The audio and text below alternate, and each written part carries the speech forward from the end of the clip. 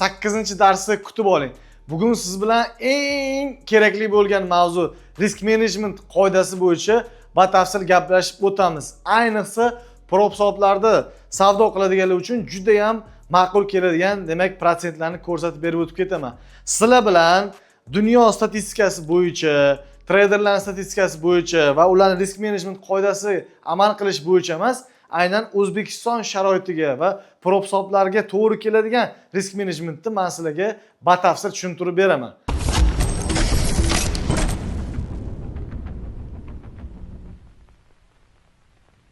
Xo'p, kelinglar, risk managementni 1% dan 5% gacha deb olaylik. O'zi dunyo miqyosidagi statistika 1% dan 3% gacha bo'ladi. Xo'p, nimaga 1% dan 5% gacha? Siz deylik depozitingizdan 1% yo'qotdingizmi, kamida 1-2 qatnashini bilan 2% daromad qilishingiz kerak bo'ladi. Endi u imtihondan o'tish jarayoni yoki siz instant tayyor prop hisobda ishlayapsizmi, hammasini matematikasini o'zingiz hisob kitobini olasiz. Men sizlarga umumiy qilib tushuntirib berib o'tib ketaman. Sizda $5000 dan $2000 bo'lgan qiymatdagi akkaunt bor. Shuni o'zingizga moslab turib, yozuv chizuvini qilib, to'g'rilab savdolarni davom ettirasiz yoki amalga oshirasiz. Xo'p, deylik, biza kunlik maksimal yo'qotishimiz degan narsa bor. Deylik, siz 2 bosqichli prop hisobda savdo qilyapsiz.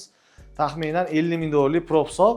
Xo'p, kunlik yo'qotishingiz sizda 5%, maksimal yo'qotishingiz sizda 10% bo'ladi. O'shani taqsimotga bo'lishingiz kerak bo'ladi. Kuniga nechta savdo bitimini amalga oshirasiz va necha foiz risk qilasiz va necha foiz pul topishga yo'naltirgansiz. Shular bo'yicha hammasini o'zingiz hisob kitobini olasiz. Men bir $50000 prop hisobda risk managementini sizlarga aniqroq qilib tushuntirib berishga harakat qilaman. Misol tariqasida shu $5000 dan $2000 gacha bo'lgan akkauntlarni o'rtasini oladigan bo'lsak, $50000lik 2 bosqichli prop hisob bo'ladi. Hozir biz imtihondan o'tishimiz uchun birinchi etapda 8% ga, ikkinchi etapda 5% ko'paytirishimiz kerak bo'ladi.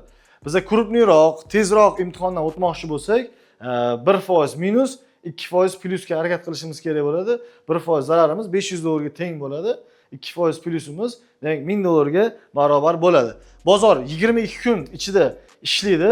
22 kun davomida biz savdo qilsak bo'ladi o'zimizning real akkauntimizda, lekin aynan MTFN Trader prop kompaniyasi prop hisoblarida shanba, yakshanba kuni savdo qilish taqiqlanganligi uchun sizlarga yana bir qonun qoidasini yoritib o'tib ketyapman va shu risk management darslik jarayonida sizlarga bo'lishib o'tib ketyapman. Shanba, yakshanba kuni savdo qilmaysizlar, dushanbadan jumagacha bo'lgan protsessni inobatga olgan holatda, risklarga amal qilgan holatda savdolarni amalga oshirasizlar. Endi ba'zi birovlar bor, vaqti bemalolroq bo'lgani hisobiga, misol uchun men 1 oy ichida o'tsam ham mayli bitta imtihondan deganlar uchun 0.5 kunlik risk qilsanglar bo'ladi, ya'ni minus 1% foyda qilsanglar bo'ladi. Lekin shunda ham sizlar kunlik zarar va umumiy maksimal zararni inobatga olgan holatda doimiy savdolarni amalga oshirishingiz kerak bo'ladi. Endi qadrli treyderlar, shu risk management o'zi aslida bizga nima uchun kerakligini kulminatsion nuqtasini sizlarga hozir tushuntirib beraman.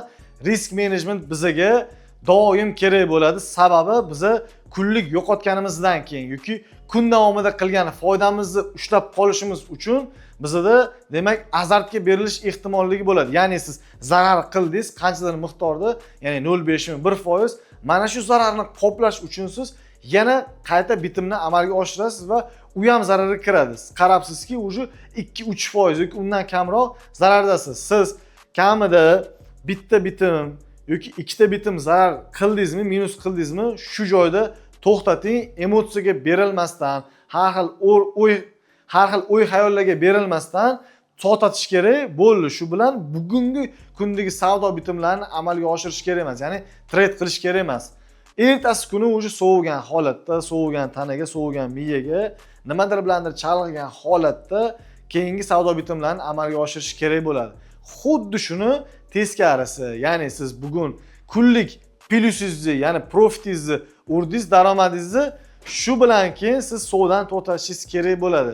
Yana men 1 kunni o'tib qo'yishim kerak, 2 kunni o'tib qo'yishim kerak, shu foydani sraz qilishim kerak degan narsani unutinglar. Chunki nimaga desanglar, sizlarda juda ham katta yo'qotish bo'lishi mumkin. Shu qilgan foydalarni ham bozorga berib yuborishinglar mumkin. Xulosa shuki, tradingda siz risk management bilan savdolarni amalga oshirmasangiz, aynan risk management mavzusiga chuqurroq va jiddiyroq yondashmasangiz, siz doimiy ravishda stabilniy daromad qilishingiz, xoh u prop hisob bo'lsin, xoh u real hisob bo'lsin, hech qaysida daromadga chiqa olmaysiz sizda, chunki kunlik reja yo'q. Kunlik -100 va +100 belgilanmagandan keyin sizda o'sha aniq maqsad yo'qligi aniq bo'ladi. Shu uchun qadrli treyderlar, sizlardan iltimos qilib qo'ygan bo'lardimki, risk menejmentga qat'iyatli bilan amal qilishni. Sababi sizlar agar risk menejmentga amal qiladigan bo'lsanglar, albatta payoutgacha bo'lgan yo'lni bosib o'tasizlar va payoutlarni albatta qilasizlar, xudo xolasa. Sizlar uchun mana shu risk menejment darsliklari juda ham foydali va manfaatli bo'ldi deb o'ylayman. Xudo xolasa keyingi darsda ko'rishguncha sizlar bilan.